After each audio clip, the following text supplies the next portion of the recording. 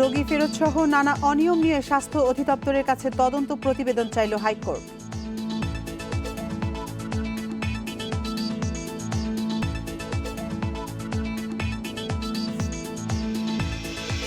Lockdown এলাকা ওয়ারিতে কর্মস্থলে যাওয়া নিয়ে বাকবিতণ্ডা, নানা অব্যবস্থাপনার অভিযোগ।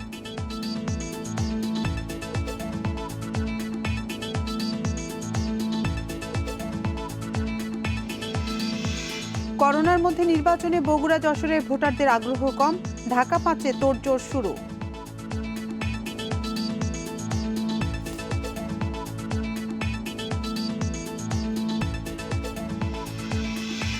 বেশিরভাগ নদীর পানি এখনো বিপদসীমার উপরে, 14 জেলার অন্তত 15 লাখ বাসিন্দা ক্ষতিগ্রস্ত।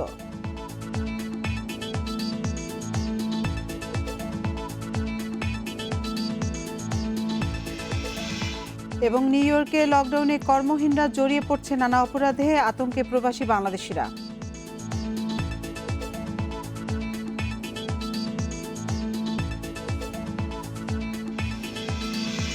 স্বাগত 1 ঘন্টা বিরতিহীন সংবাদ দুপুরে। আপনাদের সাথে আছে আমি আতিফ আঞ্জুমান।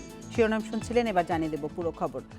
রোগী ফেরত সহ বিভিন্ন হাসপাতালের নানা অনিয়ম নিয়ে গণমাধ্যমে প্রকাশিত ঘটনাগুলোর ব্যাপারে কী ব্যবস্থা নেওয়া হয়েছে সে ব্যাপারে 21 জুলাইয়ের মধ্যে স্বাস্থ্য অধিদপ্তরকে প্রতিবেদন দেওয়ার নির্দেশ দিয়েছে হাইকোর্ট। স্বাস্থ্যসেবায় অনিয়ম নিয়ে আইনজীবী জামিউল হক ফয়সালের এক রিটের শুনানিতে আজ এই নির্দেশ দেন আদালত। শুনানির সময় 10 কার্যদিবসের মধ্যে অক্সিজেনের মূল্য নির্ধারণ এবং ক্যান্সার সহ জটিল রোগীদের সর্বোচ্চ 48 ঘন্টার মধ্যে করোনা টেস্ট করে চিকিৎসা অব্যাহত রাখার নির্দেশ দেয় আদালত।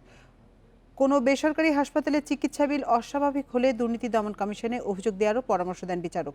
এছাড়া চিকিৎসা না পাওয়ার অভিযোগ দায়েরের জন্য স্বাস্থ্য অধিদপ্তরকে অনলাইন পদ্ধতি চালুর নির্দেশনাও দেওয়া হয়।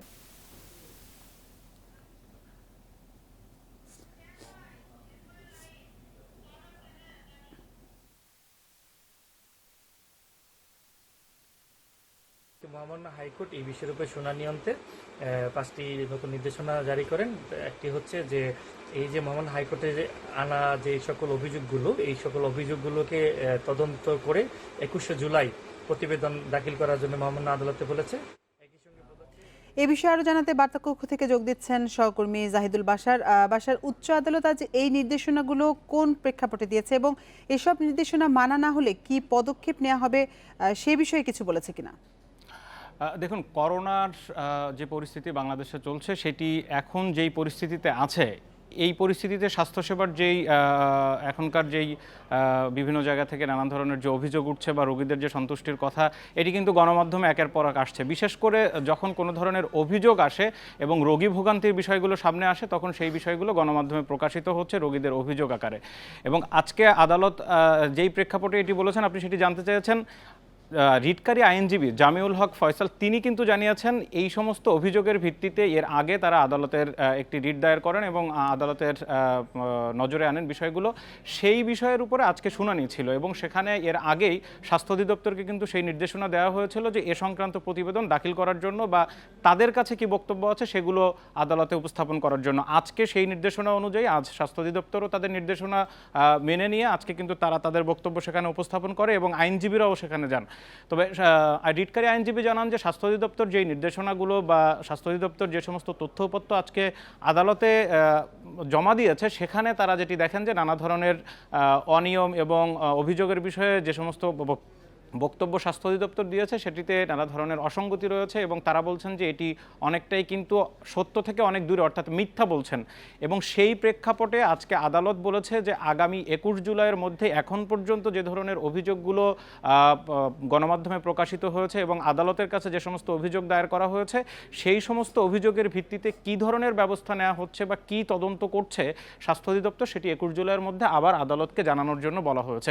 একই সাথে 5টি নির্দেশনা দেওয়া হয়েছে, যেমনটি আপনি খবরে বলছিলেন যে 10 দিন কার্যদিবসের মধ্যে অক্সিজেনের মূল্য নির্ধারণ করতে হবে। একই সাথে এটিও বলা হয়েছে যে যদি কোনো বেসরকারি হাসপাতালে আইসিইউ সহ অন্যান্য বিল অস্বাভাবিক মনে হয় তাহলে যেন সেটি দুদকে অভিযোগ দায়ের করা হয় এবং দুদক সেটি তদন্ত করে দেখবে বা দুদক পরবর্তীতে সেটি ব্যবস্থা নেওয়া হবে। এই পরামর্শগুলো কিন্তু দেওয়া হয়েছে। আর আপনি যেমনটিও জানতে চেয়েছিলেন যে যদি এই নির্দেশনাগুলো না মানা হয় সেক্ষেত্রে সংশ্লিষ্ট বিশেষ করে স্বাস্থ্য অধিদপ্তর সহ অন্যদের বিরুদ্ধে কী ধরনের ব্যবস্থা নেওয়া হবে, সেই নির্দেশনা এখন পর্যন্ত আদালত দেয়নি। আগামী 21 জুলাইয়ের মধ্যে যখন নির্দেশনাগুলো দেওয়া হবে এবং পরবর্তী শুনানিতে হয়তো সে ধরনের নির্দেশনা আসবে। এটি বাসার আদালতে নির্দেশের পরে কি বর্তমান স্বাস্থ্যসেবার কোনো ধরনের উন্নতি হতে পারে আপনি কি মনে করেন?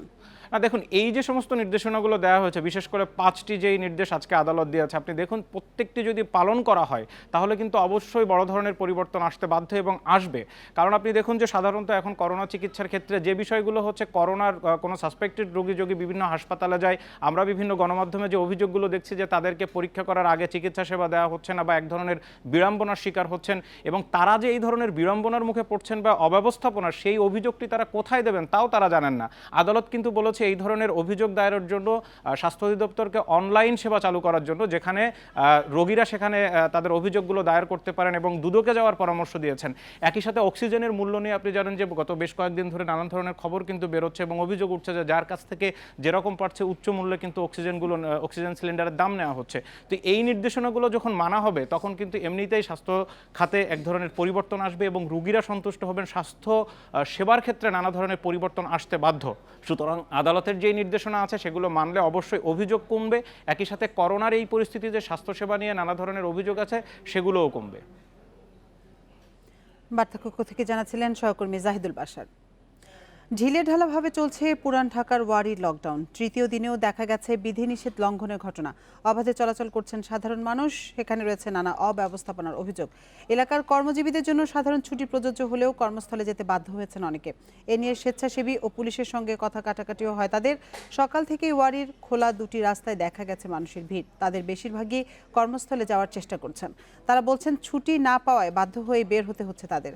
সাধারণ ছুটির নির্দেশনা থাকলেও কারা বের হচ্ছেন তাদের তালিকা দেখে ব্যবস্থা নেওয়ার কথা জানিয়েছেন স্থানীয় ওয়ার্ড কাউন্সিলর। পুলিশ বলছে জরুরি সেবায় নিয়োজিত ছাড়া কাউকেই এলাকায় প্রবেশ এবং বের হতে দেওয়া হবে না।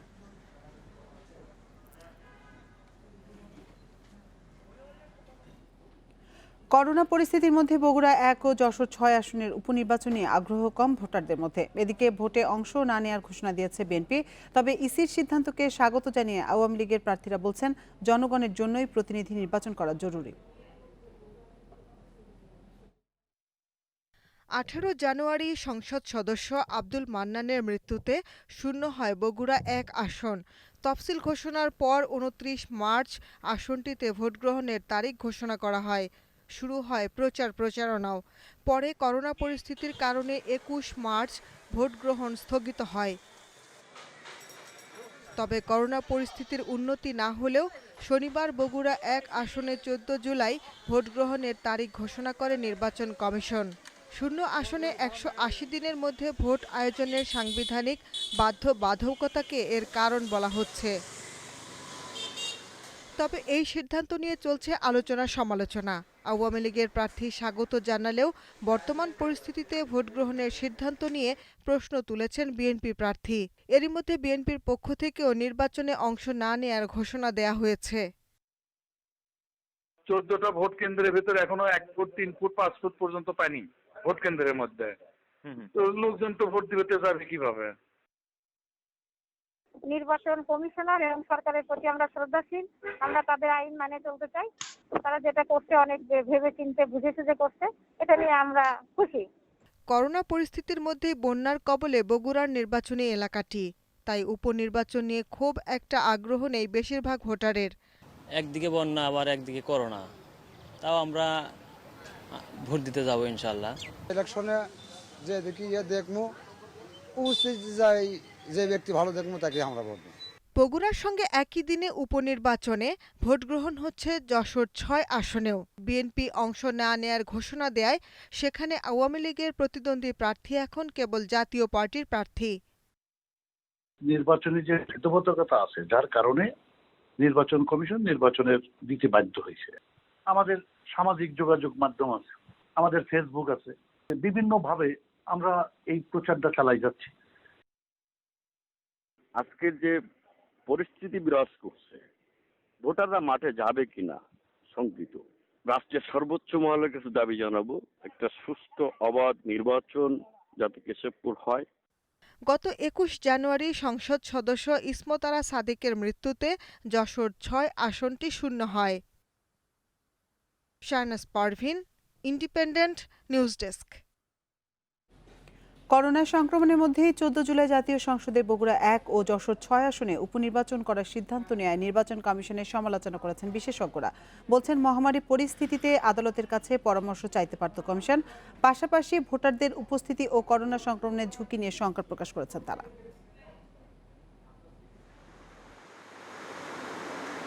দেশে করোনায় মৃত্যু ২০০০ ছাড়িয়েছে। স্বাস্থ্য অধিদপ্তর দেশবাসীকে পরামর্শ দিচ্ছে ভিড় এড়িয়ে চলতে, জরুরি প্রয়োজন ছাড়া ঘর থেকে বের না হতে। এরই মাঝে সাংবিধানিক বাধ্যবাধকতা দেখিয়ে বগুড়া ১ ও যশোর ৬ আসনের উপনির্বাচনের ভোটগ্রহণ হতে যাচ্ছে ১৪ জুলাই। করোনা সংক্রমণের মধ্যে গেল ২১ মার্চ ঢাকা ১০, গাইবান্ধা ৩ ও বাগেরহাট ৪ আসনের উপনির্বাচন করে কমিশন। কম ভোটার উপস্থিতির নির্বাচনগুলো নিয়ে সমালোচনার মুখে পড়ে ইসি। তারপর স্থগিত হয় ২৯ মার্চের বগুড়া ও যশোরের উপনির্বাচন। মহামারীর মধ্যে ভোটগ্রহণের সিদ্ধান্তের সমালোচনা করেছে সুশাসনের জন্য নাগরিক সুজন সংগঠনের সাধারণ সম্পাদক বদিউল আলম মজুমদার বলেন, সংবিধানের দোহাই দিয়ে ভোট করছে ইসি, যদিও একাধিকবার সংবিধান লঙ্ঘনের নজির আছে এই কমিশনের। জনগণ তাদের মতামতের ভিত্তিতে কাউকে ভোট দিয়ে তারা সংসদে নির্বাচিত করবে, কিন্তু ভোটার যখন থাকে না তখন জনগণের সম্মতিও প্রতিষ্ঠিত হয় না এবং এতে আমাদের গণতান্ত্রিক ব্যবস্থাও সুসংগত হয় না, গণতান্ত্রিক ব্যবস্থার জন্য ইতিবাচক নয়। তো তারা ঢাকার নির্বাচন করে তাদের শিক্ষা হওয়া উচিত ছিল। ভবিষ্যতে এই পরিস্থিতিতে নির্বাচন করলে আবারও ভোটারবিহীন নির্বাচন হবে, যেটা কোনোভাবে আমাদের গণতান্ত্রিক ব্যবস্থার জন্য সঙ্গতিপূর্ণ নয়। নির্বাচন কমিশন বলছে, সংবিধান অনুসারে সংসদীয় আসন শূন্য হওয়ার ৯০ দিন এবং তা সম্ভব না হলে আরও ৯০ দিন, মোট ১৮০ দিনের মধ্যে উপনির্বাচন করতে হবে। তবে মহামারী পরিস্থিতিতে নির্বাচন করা যাবে কিনা সেটি আদালতের কাছে জানতে চাইতে পারত কমিশন, এমন পরামর্শ সাবেক নির্বাচন কমিশনারের। ৯০ দিন পার হয়ে গেলে যদি এর কোনো আইনি সমস্যা থাকে তাহলে সুপ্রিম কোর্টে রেফার করে এটাকে ডেফার করা উচিত বলে আমি মনে করি। তার কারণ হচ্ছে যে এই প্যান্ডেমিক সিচুয়েশনে মানুষ ভোট দিতে যাবে না, ভোটারবিহীন একটা ইলেকশন তো হবে, তাতে কোনো ক্রেডিটের কোনো কাজ হবে না। শনিবার পর্যন্ত বগুড়ায় করোনা আক্রান্ত হয়েছেন ৩৩০৭ জন আর যশোরে ৭৪২ জন। ভাইরাসে ২ জেলায় মৃত্যু হয়েছে মোট ৭৩ জনের। আল আমিন হোসেন, ইন্ডিপেন্ডেন্ট নিউজ, ঢাকা। ভোটের দিন ঠিক হয়নি, অথচ করোনার মধ্যেই ঢাকা ৫ আসনে মনোনয়ন প্রত্যাশীদের দৌড়ঝাঁপ শুরু হয়ে গেছে। এরই মধ্যে ব্যানার, পোস্টার ও বিলবোর্ডে ছেয়ে গেছে এলাকা। মাঠে তৎপর আওয়ামী লীগের অন্তত ১০ প্রার্থী, তবে বিএনপিতে সক্রিয় রয়েছেন একজনই। ৬ মে মারা যান আওয়ামী লীগের সংসদ সদস্য হাবিবুর রহমান মোল্লা। এতে শূন্য হয় তার নির্বাচনী আসন ঢাকা ৫। তার মৃত্যুর পরই উপনির্বাচনে প্রার্থী হতে দৌড়াতে শুরু করেছেন প্রত্যাশীরা। এদের মধ্যে ৭০ নম্বর ওয়ার্ড কাউন্সিলর আতিকুর রহমান একজন। বিভিন্ন কর্মসূচির আড়ালে নির্বাচনী প্রচারণা চালাচ্ছেন তিনি। কর্মীদের সংগঠিত করতে করছেন উঠান বৈঠক। নমিনেশন পাওয়ার ব্যাপারে শতভাগ আশাবাদী। এই কারণে আমার মতো ক্লিন ইমেজের মানুষ আপনাদের এই আমাদের সঙ্গে যারা প্রতিদ্বন্দ্বী করতেছে কারোরই নাই। আমি রাজপথের লড়াকু সৈনিক। নমিনেশন আমার জননেত্রী শেখ হাসিনার হাত ধরে যদি পাই, আমি ইনশাল্লাহ আমার ৭০ নম্বর ওয়ার্ডের মানুষ যেমন শান্তিতে আছে, আমি আমার ঢাকা ৫-এর প্রতিটা মানুষকে সেইভাবে শান্তিতে রাখবো ইনশাল্লাহ। সম্ভাব্য প্রার্থীরা নানা কৌশলে পোস্টার সাটিয়েছেন নির্বাচনী এলাকায়। আওয়ামী লীগ থেকে মনোনয়ন চাচ্ছেন অন্তত ১০ জন। প্রচার চালাচ্ছেন জাতীয় পার্টি ও জাসদের ২ জন। আমি আমার নীতি করজোরে আমি আবেদন করব, আমার হকটা আমাকে দেওয়া হোক। এটা আমার হক। আমার এখানে কোনো একটা সরকারি স্কুল নাই, আমরা তো দুর্ভাগা। আমি আমার নেত্রীর কাছে আমি চাবো যদি আমি এমপি হতে পারি একটা সরকারি স্কুল এবং একটা সরকারি কলেজ। আমার সবচেয়ে বড় প্রত্যাশা এটা। আমার যে শিক্ষাগত যোগ্যতা আছে, আমার যে রাজনৈতিক যেই প্রোফাইলটা আছে, এবং তার থেকে বড় কথা আমার পরিবারের যে ঐতিহ্যটা আছে, এই তিনটা সংমিশ্রণ করলে ঢাকা ৫-এর জন্য আসলেও ভালো কিছু করা যাবে এবং আমি সেই প্রত্যাশাটা রাখি। বিএনপির একক প্রার্থী হিসেবে মাঠে আছেন ঢাকা মহানগর দক্ষিণের সহসভাপতি নবিউল্লাহ নবী। তবে করোনার মধ্যে নির্বাচনের বিপক্ষে তিনি। এই এলাকা একটা গিঞ্জি এলাকা, এখানে যদি এই রেড জোন চিহ্নিত করেও সরকার একটা নির্বাচন ঘোষণা দিয়ে দেয়, তাহলে এখানে জনগণ করোনা ভাইরাসে আক্রান্ত হবে, এবং প্রত্যেকটা প্রার্থীও আক্রান্ত হওয়ার সম্ভাবনা আছে। যাত্রাবাড়ী, ডেমরা ও কদমতলী থানার আংশিক নিয়ে গঠিত ঢাকা ৫ আসনে ভোটার প্রায় ৫ লাখ। শূন্য আসনে ৯০ দিনের মধ্যে নির্বাচন হওয়ার নিয়ম অনুযায়ী জুলাই কিংবা আগস্টে নির্বাচন হওয়ার কথা। তবে মহামারীর জন্য নির্বাচন কমিশন সময় পাবে বাড়তি ৩ মাস। Adilur Rahman, independent news, Dhaka. মোহাম্মদ নাসিমের মৃত্যুতে শূন্য হওয়া ১৪ দলীয় জোটের মুখপাত্রের পদে শিগগিরই নতুন মুখ দেখা যাবে। শরিক দলগুলোর সঙ্গে আলোচনার পর এ বিষয়ে চূড়ান্ত সিদ্ধান্ত দেবেন আওয়ামী লীগের সভাপতি প্রধানমন্ত্রী শেখ হাসিনা। দলটির নেতাদের ধারণা, এই পদে দেখা যাবে আওয়ামী লীগেরই কোনো জ্যেষ্ঠ নেতাকে। ২০০৪ সালের নভেম্বরে সংসদের প্রধান বিরোধী দল আওয়ামী লীগের নেতৃত্বে গঠিত হয় ১৪ দলীয় জোট। শুরুতে এর সমন্বয়ক ছিলেন আব্দুল জলিল। ২০০৮ সালে আওয়ামী লীগের নেতৃত্বাধীন জোট ক্ষমতায় এলে সমন্বয়কের দায়িত্ব পান সৈয়দা সাজেদা চৌধুরী। তিনি অসুস্থ থাকায় মুখপাত্রের দায়িত্ব দেওয়া হয় মোহাম্মদ নাসিমকে। পরে সমন্বয়কের দায়িত্বই পালন করেন তিনি, দিচ্ছিলেন জোটের নেতৃত্বও। ১৩ই জুন নাসিমের মৃত্যু হলে শূন্য হয় ১৪ দলীয় জোটের এই পদ।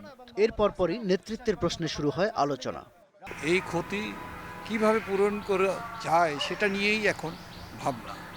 আওয়ামী লীগের পক্ষ থেকে এবং ১৪ দলের পক্ষ থেকে ১৪ দলের মুখপাত্র হিসেবে কে দায়িত্ব পালন করবেন, এটা নিয়ে আসলে দলের ভিতরে চিন্তা ভাবনা চলছে। যে ১৪ দলটি একটি প্রতিষ্ঠানে পরিণত হয়েছে, সে প্রতিষ্ঠানের মুখপাত্রের পদও শূন্য হয়েছে। এই জায়গাটি একটি গুরুত্বপূর্ণ জায়গা। আসলে বিষয়টি এখন পর্যন্ত চূড়ান্ত হয়নি। তবে সামাজিক যোগাযোগ মাধ্যমে জোটের নেতা হিসেবে ছড়িয়ে পড়ে আওয়ামী লীগের উপদেষ্টা পরিষদের সদস্য আমির হোসেন আমুর নাম। কিন্তু একে অমূলক বলছেন আমু নিজেই। সে কারণে প্রশ্ন উঠেছে, কবে আর কে আসছেন ১৪ দলীয় জোটের নেতৃত্বে। কৌশলগত কারণেই আমার মুখ দিয়ে না বলাটাই উত্তম। তবে হ্যাঁ, এটা তো ১৪ দলের ব্যাপার, সুতরাং ১৪ দলের ভিতর থেকেই এটা আলোচনা করে মুখপাত্র ঠিক হবে। কে সক্ষম হবেন? যিনি সক্ষম হবেন, যার এই দায়িত্বশীলতা, এই গুরুত্ব এবং এই বিষয়টি নিয়ে ভালো বুঝবেন, তাকেই তো দায়িত্ব দেওয়া হবে। ২-৪ দিনের মধ্যেই মাননীয় নেত্রী এ ব্যাপারে সিদ্ধান্ত দেবেন। রাহেদ খান মিলন ভাইয়ের মতো নেতা আছেন, আসনার কিনু ভাইয়ের মতো নেতা আছেন, এছাড়াও অন্যান্য যে নেতৃবৃন্দ রয়েছেন, সবাইকে নিয়ে কাজ করার মতো একজন অভিজ্ঞ প্রবীণ রাজনীতিবিদকে দেবেন বলে আমার মনে হয়। জোটগতভাবে নির্বাচন করে নবম ও দশম জাতীয় সংসদ নির্বাচনে জয়ী হয়ে আসে আওয়ামী লীগ। তখন শরিক দলের সদস্যরা মন্ত্রিসভায় জায়গা পেলেও একাদশ জাতীয় সংসদ নির্বাচনে জয়ের পর তা আর হয়নি। শাহাদাত স্বপন, ইন্ডিপেন্ডেন্ট নিউজ, ঢাকা। করোনায় দেশের তৈরি পোশাক খাতে রপ্তানি কমেছে $600 কোটি বেশি, যা গত অর্থ বছরের চেয়ে 18% কম। ব্যবসায়ীরা বলছেন, বিভিন্ন দেশে করোনা পরিস্থিতির উন্নতি হলে শুরু করলেও এখনো পর্যাপ্ত ক্রয়াদেশ পাচ্ছেন না তারা। 2019-20 অর্থ বছরে তৈরি পোশাক খাতে রপ্তানির লক্ষ্যমাত্রা ধরা হয়েছিল $3,300 কোটি। তবে 27 জুন পর্যন্ত রপ্তানির পরিমাণ $2,783 কোটি 40 লাখ ডলারের। করোনা পরিস্থিতির কারণে মার্চ থেকে কমতে থাকে পোশাক রপ্তানি। বাতিল ও স্থগিত হয় অনেক ক্রয়াদেশ। মাসখানেক বন্ধ রাখা হয়েছিল বেশিরভাগ কারখানা। পরে কিছু ক্রয়াদেশ ফিরলেও পুরোপুরি গতি পায়নি পোশাক রপ্তানি। জুন মাসে $2.12 বিলিয়ন রপ্তানি হয়েছে। এই পরিস্থিতি থেকে আগামী 1 বছরেও উত্তরণ ঘটাতে পারবো বলে এ ধরনের কোনো লক্ষণ আমরা এখনো দেখতে পাচ্ছি না। অর্থাৎ বায়ারদের কাছে সেই ধরনের কোনো আভাস বা অর্ডার আমাদের কাছে আসছে না, যা নিয়ে আমরা আশান্বিত হতে পারি। ব্যবসায়ীরা বলছেন, এমনিতেই আগের মতো ক্রয়াদেশ আসছে না। তারপরও কাঁচামাল আমদানিতে বন্দরগুলোতে সময় বেশি লাগায় বিপাকে পড়তে হচ্ছে তাদের। একই ধরনের সমস্যায় পড়তে হচ্ছে পণ্য পাঠাতেও। অনেক কাস্টমার কিন্তু আপনার হোল্ড করে ফেলছিল। অনেক কাস্টমার বলছে যে এই বছর নেব না, সামনের বছর নিব, বা পরের বছর আমরা নিব, বা পরের সিজনে আমি মালটা নিব। এখন অনেক কাস্টমার কিন্তু ব্যাক করতেছে। প্রায় 1 মাসের মতো পোর্টটা বন্ধ ছিল, লকডাউন ছিল, কেউ কাজ করে না, কোনো ফরওয়ার্ডার কাজ করে নাই, কোনো কাস্টমস কাজ করে নাই, এবং দেখা গেছে যে লক্ষ লক্ষ কন্টেনার ওখানে পড়ে গেছে। অর্থনীতিবিদরা বলছেন, অনেক দেশেই করোনা পরিস্থিতির উন্নতি হচ্ছে। তাই এখনই ক্রয়াদেশের জন্য ক্রেতাদের সঙ্গে যোগাযোগ বাড়ানোর উপর জোর দিতে হবে। এরকম একটি অবস্থায় আমাদের উচিত হবে মূলত রপ্তানি বৃদ্ধির ক্ষেত্রে ব্র্যান্ড বায়ারদের সঙ্গে উদ্যোক্তাদের নিয়মিত যোগাযোগ বৃদ্ধি করা, যাতে ব্র্যান্ড বায়ারদের দিক থেকে কিছুটা দীর্ঘমেয়াদী বিষয়গুলো জানানো হয় যে কখন কিভাবে তারা আগামী মাসগুলোতে অর্ডার বাড়াতে যাচ্ছেন এবং সেই অনুযায়ী আমাদের উদ্যোক্তাদের প্রস্তুতি নেওয়া। ব্যবসায়ীরা বলছেন, করোনার কারণে এরই মধ্যে অনেক ক্ষতি হয়ে গেছে তৈরি পোশাক শিল্পের। এই খাতের ভবিষ্যৎ নির্ভর করছে শীত মৌসুমের পোশাকের ক্রয়াদেশ পাওয়ার উপর। Sohel Rana, independent news, Dhaka. সারা দেশে 61,265 গ্রাহকের বিদ্যুৎ বিলে অসঙ্গতি পাওয়া গেছে। রোববার এক ভার্চুয়াল সংবাদ সম্মেলনে গণমাধ্যমকে এ তথ্য জানান বিদ্যুৎ সচিব। গ্রাহকদের ভোগান্তির জন্য দুঃখ প্রকাশ করেন তিনি। ভুতুড়ে বিদ্যুৎ বিলের জন্য কর্মকর্তা কর্মচারীদের বিরুদ্ধে শাস্তিমূলক ব্যবস্থা নেওয়া হচ্ছে বলেও জানান বিদ্যুৎ সচিব। দেশে করোনা সংক্রমণ দেখা দেওয়ার পর মিটার রিডিং ছাড়াই বিদ্যুৎ বিল তৈরি শুরু করে বিতরণ কোম্পানিগুলো। এরপর অস্বাভাবিক বিলের বোঝা চাপে অনেক গ্রাহকের উপর। কারো কারো বিল এসেছে ব্যবহারের কয়েক গুণ। করোনার দুঃসময়ে বিতরণ কোম্পানিগুলোর এমন কাণ্ডে দেখা দেয় বিতর্ক। এ অবস্থায় অভিযোগ তদন্তে 2টি টাস্কফোর্স গঠন করে বিদ্যুৎ মন্ত্রণালয়।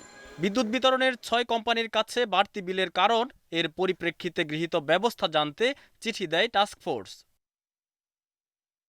বিদ্যুৎ সচিব জানিয়েছেন, এখন পর্যন্ত চিঠির জবাবে মন্ত্রণালয়ে তদন্ত প্রতিবেদন জমা দিয়েছে ডিপিডিসি, ডেসকো, নেসকো ও ওজোপাডিকো। আর এই 4 প্রতিষ্ঠানের প্রধান প্রকৌশলী, নির্বাহী প্রকৌশলী ও মিটার রিডার সহ নানা পদের অন্তত 290 জন কর্মীর বিরুদ্ধে ব্যবস্থা নেয়ার সুপারিশ করা হয়েছে তদন্ত প্রতিবেদনে। বাকি 2 কোম্পানি পিডিবি ও পল্লী বিদ্যুৎ এখনো কোনো জবাব দেয়নি। 4 জন কর্মকর্তা কর্মচারীকে এটাকে আমরা যেটাকে বলি সাময়িকভাবে সাময়িকভাবে বরখাস্ত করা হয়েছে। এটা একটা প্রসেসের অংশ। 36 জন নির্বাহী প্রকৌশলীকে তাদেরকে শোকজ করা হয়েছে, কৈফিয়ত তলব করা হয়েছে। এইটা একটা প্রসেস, একটা ইনিশিয়াল প্রসেস। জবাব দেওয়ার পরে সেই জবাব বিচার বিশ্লেষণ করে পরবর্তী স্টেপ নেওয়া হবে। বিদ্যুৎ সচিব আরও জানান, একজন গ্রাহকের কাছ থেকেও বাড়তি অর্থ নেওয়া হবে না। আদায় করা অতিরিক্ত অর্থ সমন্বয় হচ্ছে জুন মাসের বিলে। প্রকৃত দায়ীদের শাস্তি নিশ্চিতের তাগিদও দেন তিনি। আমাদের সংস্থা প্রধানগণ আছেন, আমি আবারও এটাকে রিনিউ করছি যে কোনো অবস্থাতেই যেন কেউ অন্যায়ভাবে কারো উপর কোনো শাস্তি দেয়া না হয় বা স্টিগমা দেয়া না হয়। আগামীতে মিটার রিডিং ছাড়া কোনো বিল করা হবে না বলেও জানিয়েছেন বিদ্যুৎ সচিব। Shariful Islam, independent news, Dhaka. পদ্মা, যমুনা, ব্রহ্মপুত্র সহ বেশিরভাগ নদ নদীর পানি কিছুটা কমলেও এখনও প্রবাহিত হচ্ছে বিপদসীমার উপর দিয়ে। এদিকে নদী ভাঙন তীব্র হতে থাকায় দুশ্চিন্তায় বন্যা কবলিত এলাকার মানুষ। প্রশাসনের পক্ষ থেকে ত্রাণ কার্যক্রম শুরুর কথা বলা হলেও বেশিরভাগ দুর্গত এলাকায় এখনও পৌঁছেনি সরকারি সহায়তা। পানি কমতে শুরু করেছে সুনামগঞ্জ, গাইবান্ধা, রংপুর, টাঙ্গাইল ও জামালপুর সহ বন্যা কবলিত বেশিরভাগ জেলায়। তবে এখনও পানিবন্দী দশা থেকে মুক্তি মেলেনি দুর্গত বেশিরভাগ এলাকার মানুষের। 2 দিন বৃষ্টি কম হওয়ায় সুনামগঞ্জের নদী ও হাওরে পানির উচ্চতা কমেছে। তবে পানি কমায় ধীরগতির কারণে এখনও পানিবন্দী সদর, নাগরপুর, ভুয়াপুর, কালিহাতী এবং গোপালপুরের 21 ইউনিয়নের 101টি গ্রামের প্রায় 1.5 লাখ মানুষ। রংপুর এবং শেরপুরের 13 ইউনিয়নের মানুষও পানিবন্দী আছেন। গাইবান্ধায় পানি কমতে শুরু করায় বাড়ি ফিরতে শুরু করেছে মানুষ। বিশুদ্ধ পানি ও খাবার সংকটে ভোগা মানুষের অভিযোগ, এখনও সরকারি সহায়তা দেখা পাননি তারা। সরকারি মাল আমরা কোনটাই পাই না। বর্তমানে পানির তলে আছি।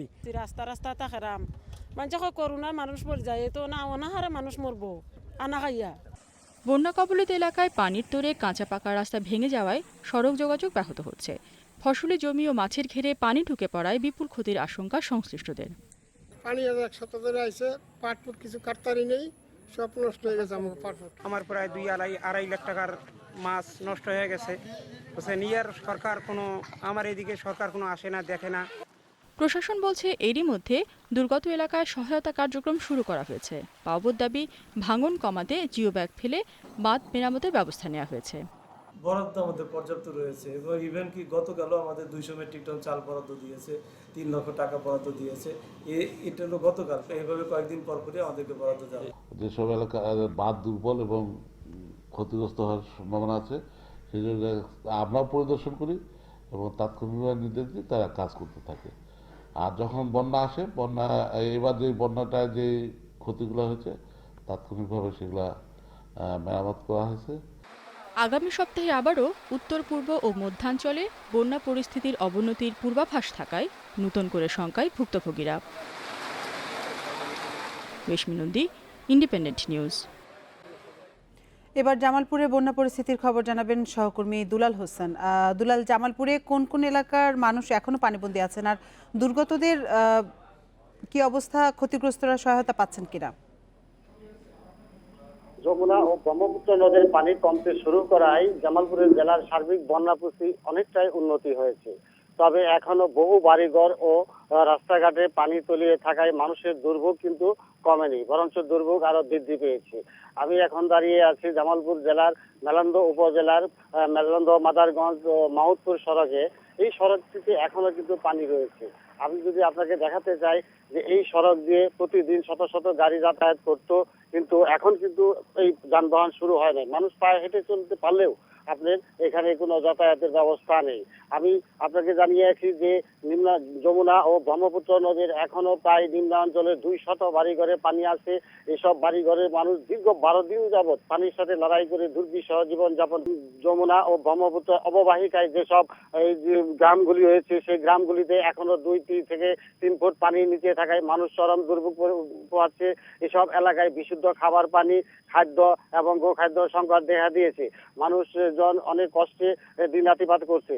তবে জেলা প্রশাসন বারবারই বলছে যে খাদ্য সামগ্রী পৌঁছে দেওয়া হবে এবং খাদ্য সামগ্রী বা ত্রাণ সামগ্রী প্রদান করা হচ্ছে, কিন্তু আমরা সরজমিনে এলাকায় গিয়ে যতটুকু দেখতে পাচ্ছি আসলে অনেক পরিবার এখন পর্যন্ত কোনো ত্রাণ সহায়তা পায়নি। জামালপুর থেকে বন্যা পরিস্থিতি নিয়ে এই ছিল আমার কাছে সর্বশেষ। জামালপুরে বন্যা পরিস্থিতির খবর জানাচ্ছিলেন আমাদের সহকর্মী। রাজধানীর এক বাড়ি থেকে শিক্ষার্থীদের সনদপত্র ও মালামাল ফেলে দেওয়ার প্রতিবাদে মানববন্ধন করেছেন ঢাকা কলেজের শিক্ষার্থীরা। বেলা 11টার দিকে কলেজের সামনে মানববন্ধন করেন তারা। এ সময় দোষী বাড়িওয়ালার দৃষ্টান্তমূলক শাস্তির দাবি জানিয়ে শিক্ষার্থীরা বলেন, করোনার এই মহামারীর মধ্যে বাড়িওয়ালার এমন আচরণ মানবাধিকার লঙ্ঘন। মামলা সূত্রে জানা যায়, করোনা পরিস্থিতিতে গেল মার্চে কলেজ বন্ধ হলে সব শিক্ষার্থী তাদের কক্ষে তালা লাগিয়ে বাড়িতে চলে যান। পরে ওই বাড়ির মালিক খোরশেদ আলম এপ্রিল থেকে মে পর্যন্ত 3 মাসের ভাড়া না পেয়ে তাদের কক্ষে চেয়ার, টেবিল, বই, খাতা, সনদপত্র ও আসবাবপত্র সহ মালামাল বাইরে ফেলে দেন।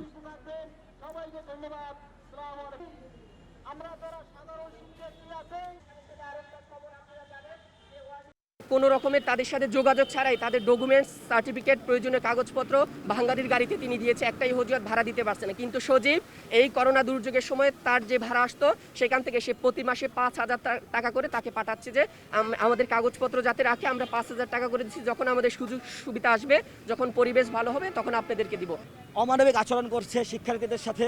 তাদের প্রতি আমাদের অনুরোধ, আপনারা সহনশীল হন। অ্যাপভিত্তিক রাইড শেয়ারিং পরিষেবা বন্ধ থাকায় মানবেতর জীবন কাটাচ্ছেন চালকরা। পরিস্থিতি বিবেচনায় তারা এখন চুক্তি করে ভাড়ায় গাড়ি চালাচ্ছেন। তাদের দাবি, নিরাপত্তার নিশ্চয়তা না পাওয়ায় আগের মতো যাত্রী পাচ্ছেন না তারা। যদিও বিআরটিএ বলছে এখনই অ্যাপভিত্তিক রাইড শেয়ারিং কার্যক্রম চালুর অনুমতি দেওয়া হবে না। সরকার ঘোষিত স্বাস্থ্যবিধি মেনে 1 জুন থেকে গণপরিবহন চলাচল শুরু হয়েছে। তবে গণপরিবহন চললেও বন্ধ রাইড শেয়ারের অ্যাপভিত্তিক পরিবহন সেবা। এতে করে বিপাকে পড়েছেন কয়েক লাখ গাড়ি চালক। লেগুনাতে কিন্তু 12 জন 15 জন চলছে, তাহলে ওইখানে কি ব্যারেজ নাই? আমরা কিন্তু আরো একটু ইনশিওর করতে পারি, যেমন আমাদের হ্যান্ড স্যানিটাইজার সবকিছুই আছে। এই অ্যাপসটা যদি খোলা থাকতো তাহলে প্যাসেঞ্জারদের জন্য সুবিধাটা হইতো, আমাদের জন্য সুবিধা হইতো। বিআরটিএ বলছে, রাইড শেয়ারিং এর ক্ষেত্রে বেশিরভাগ যানবাহনই 2 চাকার মোটরসাইকেল। এক্ষেত্রে শারীরিক দূরত্ব ও স্বাস্থ্যবিধি বজায় রাখা চালক যাত্রী উভয়ের পক্ষেই অসম্ভব। মোটরসাইকেলের ক্ষেত্রে সোশ্যাল ডিস্টেন্সিং সম্ভব না, এই কারণে মোটরসাইকেলকে দিই নাই। তবে আমরা যে সমস্ত প্রাইভেট কার আছে সেগুলো চলাচলের অনুমতি দিয়েছি। তবে নীতিমালা অনুযায়ী আমাদের কাছ থেকে যে এনলিস্টমেন্ট সার্টিফিকেট নেওয়ার কথা, সেইটা যে গাড়ির ক্ষেত্রে তারা নেবে সেই গাড়িগুলো চালাতে পারবে। রাইড শেয়ারিং কোম্পানিগুলো সরকারের কাছে কার্যক্রম চালুর অনুমতি চাচ্ছে।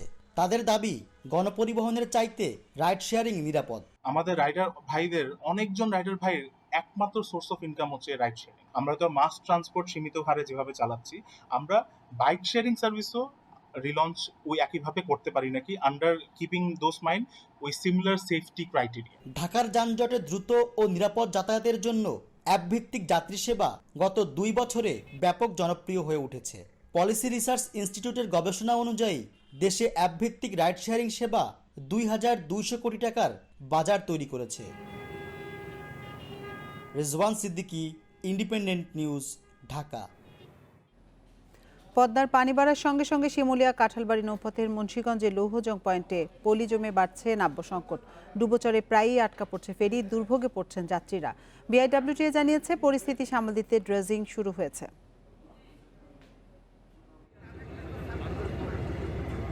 পদ্মা নদীর শিমুলিয়া কাঁঠালবাড়ি নৌ রুটের দৈর্ঘ্য প্রায় 14 কিলোমিটার।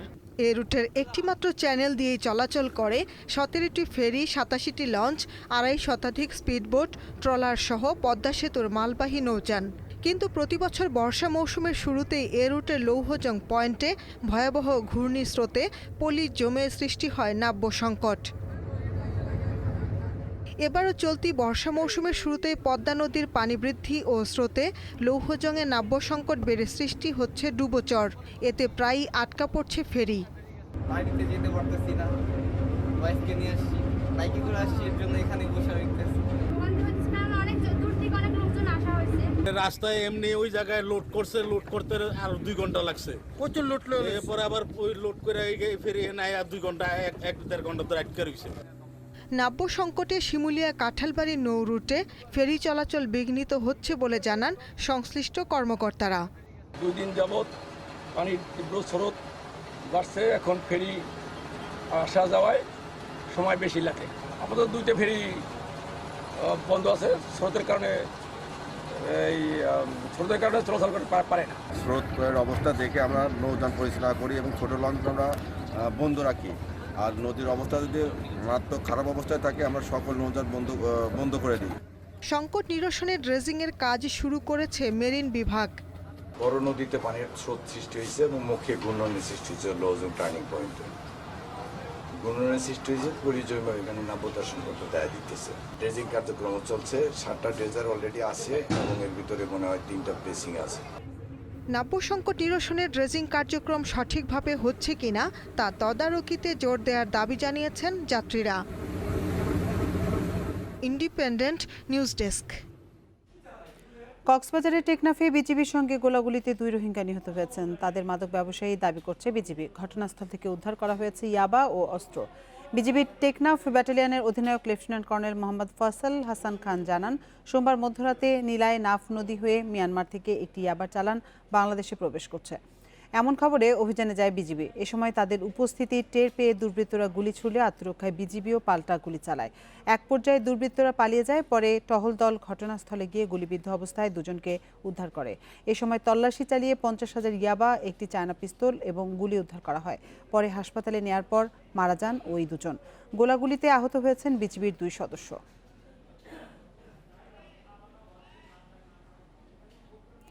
অব্যবস্থাপনায় প্রায় 1 যুগ ধরে অকেজো রাজশাহী নগরীর স্বয়ংক্রিয় ট্রাফিক সিগন্যাল বাতি। 1.5 কোটি টাকা খরচ হলেও এর কোনো সুফল মিলছে না। যানবাহনের শৃঙ্খলা ও গতি নিয়ন্ত্রণ ট্রাফিক বিভাগকে হাতের ইশারায় কাজ করতে হচ্ছে। 1994 থেকে 2009 সাল পর্যন্ত 3 দফায় রাজশাহী নগরীর 20টির বেশি পয়েন্টে স্বয়ংক্রিয় ট্রাফিক সিগন্যাল বাতি স্থাপন করে সিটি কর্পোরেশন। আর এতে খরচ হয় 1.5 কোটি টাকা। তবে দীর্ঘ 1 যুগেরও বেশি সময় ধরে বিকল হয়ে পড়ে আছে সিগন্যাল বাতিগুলো।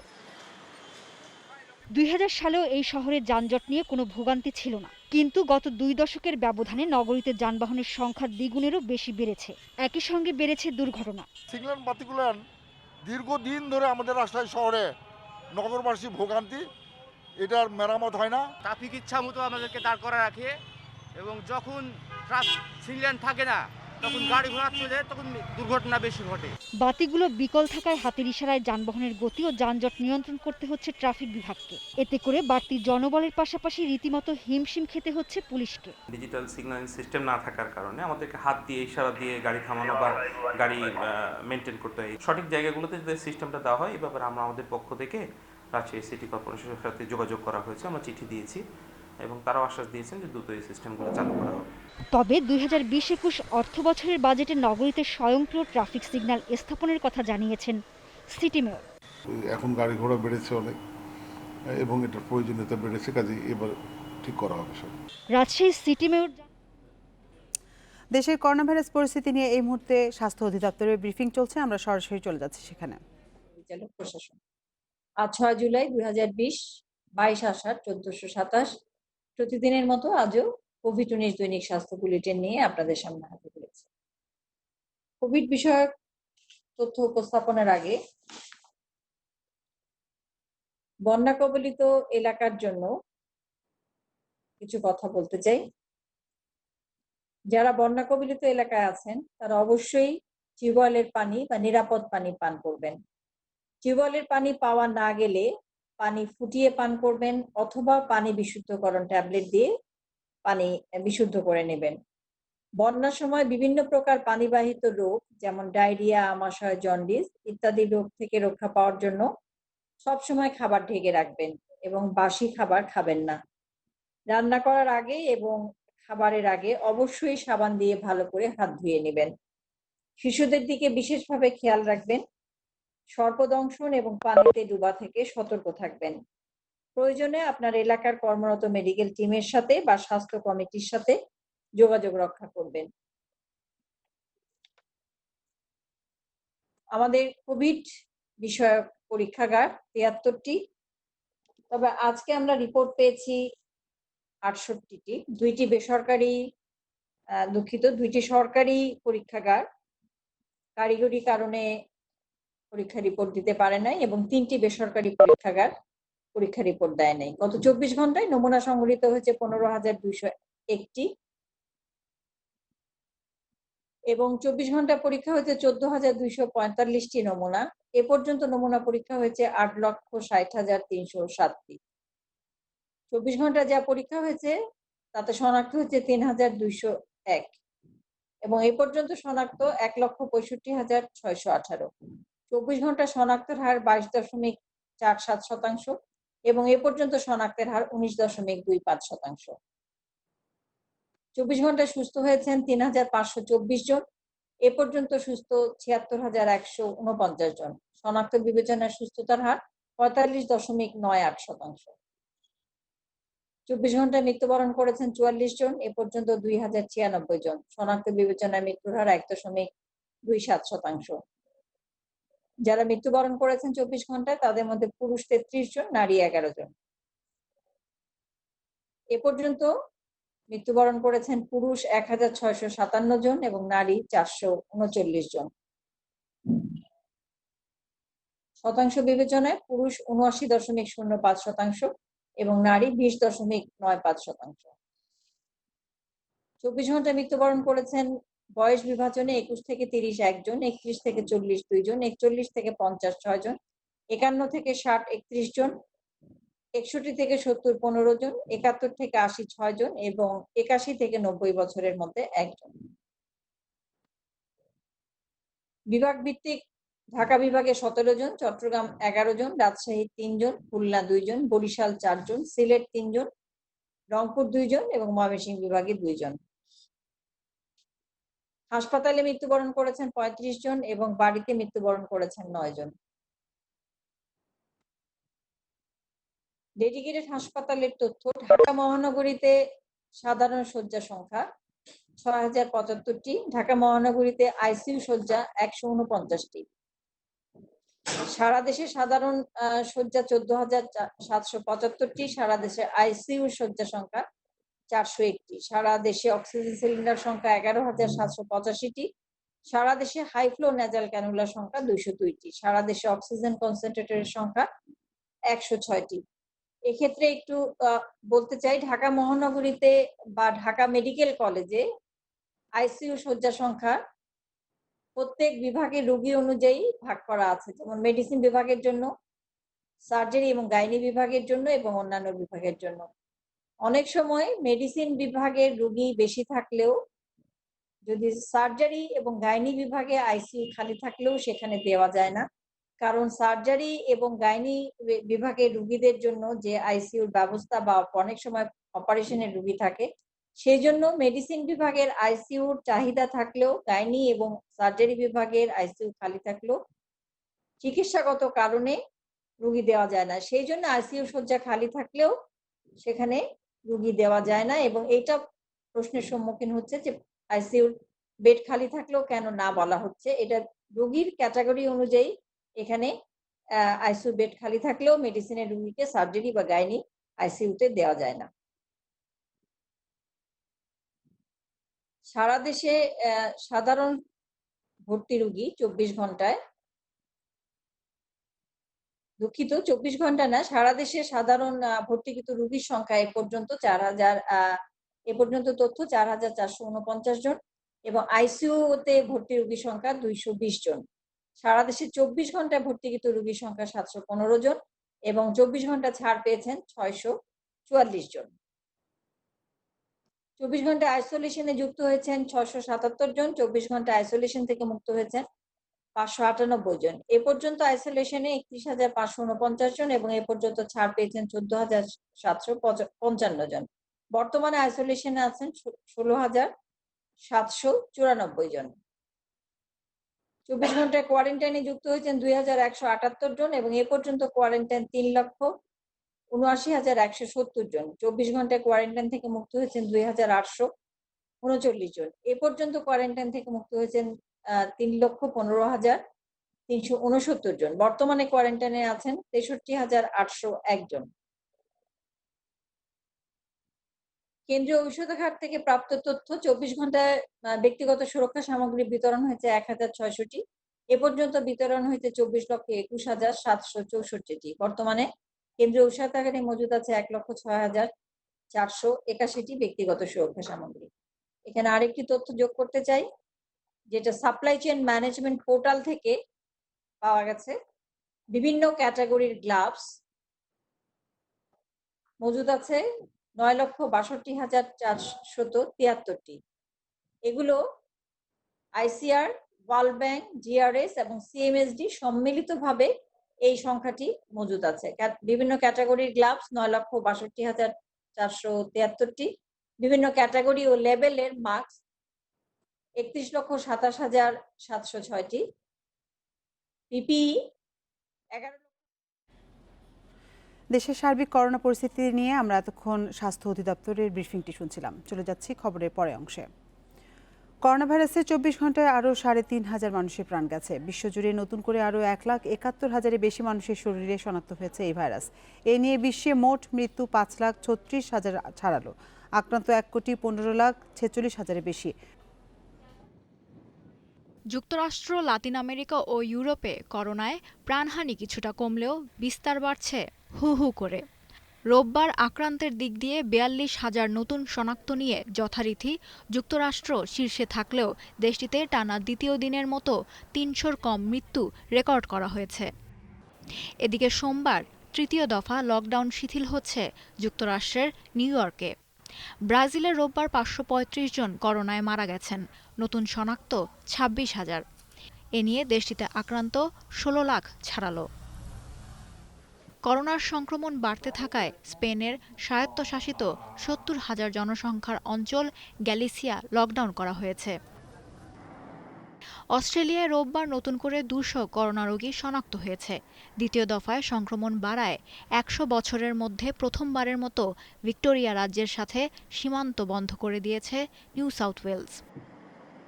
কাজাখস্তানে বিস্তার বাড়ায় দ্বিতীয় দফায় নতুন করে বিধিনিষেধ জারি করা হয়েছে।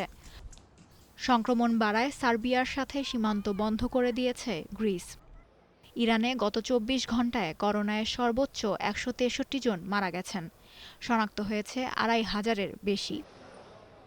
এদিকে কারফিউ তুলে নেয়ার পর সংযুক্ত আরব আমিরাত ও সৌদি আরবে করোনার বিস্তার বেড়েছে। Lutfa Fauzia, independent news. Corona আতঙ্ক শেষ না হতেই নিউ ইয়র্কে হঠাৎ বেড়ে গেছে অপরাধ। শুরু 4 জুলাই যুক্তরাষ্ট্রের স্বাধীনতা দিবসের রাতে নিউ ইয়র্ক সিটির ব্রুকলিন ও ম্যানহাটনে পৃথক গোলাগুলিতে 4 জন নিহত ও 41 জন আহত হয়েছে। দ্বিতীয় ধাপে লকডাউন তোলার পর গোলাগুলির ঘটনা বেড়েই চলেছে। গুলি বিনিময়ের এসব ঘটনায় এ পর্যন্ত প্রায় শতাধিক আহত হয়েছে। হঠাৎ আইনশৃঙ্খলার চরম অবনতিতে আতঙ্কিত হয়ে পড়েছেন নিউ ইয়র্কে বসবাসরত বাংলাদেশিরা।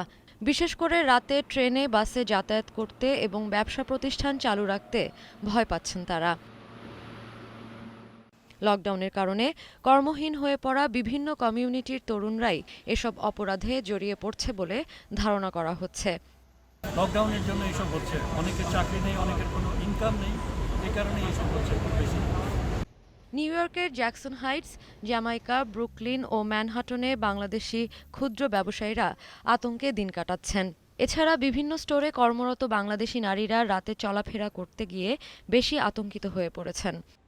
করোনার পরে আমরা ভাবছি যে ব্যবসা বাণিজ্য ভালো হবে, কিন্তু তাই দেখলাম যে আবার নতুন করে মারামারি, কাটাকাটি, গোলাগুলি, এখন ব্যবসা বাণিজ্য আমাদের জন্য করা খুব টাফ হয়ে গেল। এই পরিস্থিতিতে বাংলাদেশিদের সতর্কতার সাথে ব্যবসা প্রতিষ্ঠান খোলা রাখার পরামর্শ দিয়েছেন কমিউনিটি নেতৃবৃন্দ।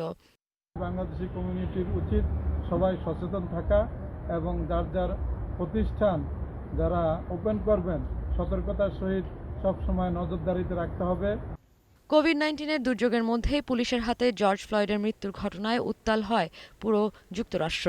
দাবি ওঠে পুলিশ আইন সংস্কারের। এতে কিছুটা নমনীয় হয়ে পড়ে যুক্তরাষ্ট্রের ফেডারেল ও স্টেট পুলিশ, আর এই সুযোগই কাজে লাগাচ্ছে অপরাধ চক্র। ফলে দিন দিন আইন শৃঙ্খলার চরম অবনতি হচ্ছে। সাদিয়া ফ্রেন, ইন্ডিপেন্ডেন্ট নিউজ। এবার হজে কাবা স্পর্শ করতে পারবেন না হাজিরা। প্রাণঘাতী করোনা ভাইরাসের সংক্রমণ নতুন করে বেড়ে যাওয়ার পর হজের জন্য এসব স্বাস্থ্যবিধি ঘোষণা করেছে সৌদি সরকার।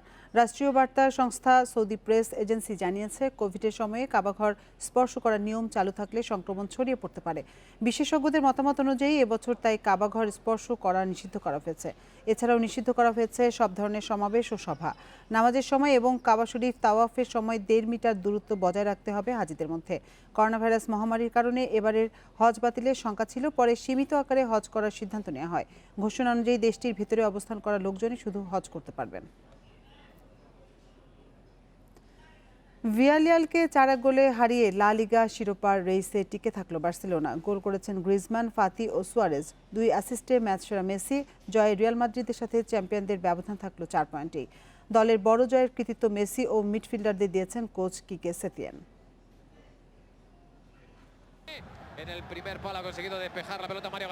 টিকে থাকতে জয় চাই, জয় ছাড়া উপায় নেই। ফুটবলারদের ফর্মহীনতা, মেসি গ্রিজম্যানের সাথে কোচের মন ধরাধরি। প্রতিপক্ষের দুর্দান্ত ফর্ম চিন্তার কারণ ছিল। একাদশে পরিবর্তন এনে সেতিয়ান ফেরালেন গ্রিজম্যানকে। ফল আসলো দ্রুতই, তার সুবাদেই আত্মঘাতী গোল আদায়। লিড বেশিক্ষণ টিকল না। 20 মিনিটে মরেনোর গোলে সমতায় ভিয়ারিয়াল। বার্সেলোনাও পাল্টা আঘাত করল। মেসির অ্যাসিস্টে সুয়ারেজের নয়ন জুড়ানো গোল।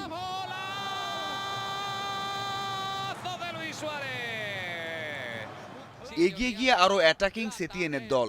বিশ্বসেরা আক্রমণ ভাগকে সামলাতে বেগ পেতে হয়েছে স্বাগতিকদের। বিরতির আগ মুহূর্তে বার্সার লিড বাড়ান গ্রিজম্যান।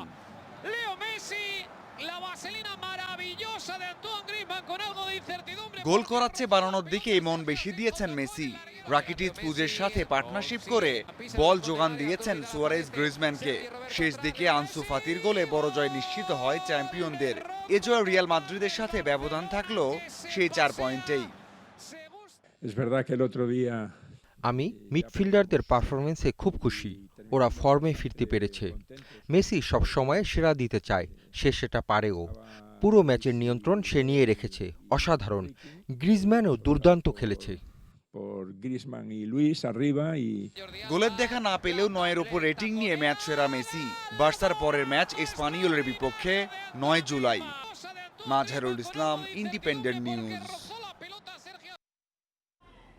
এই ছিল 1 ঘন্টার বিরতিহীন সংবাদ দুপুরে। আপনাদের ইন্ডিপেন্ডেন্ট টিভির সব খবর আরও বিস্তারিত জানতে চোখ রাখুন ফেসবুক, ইউটিউব এবং টুইটারে। ধন্যবাদ সবাইকে।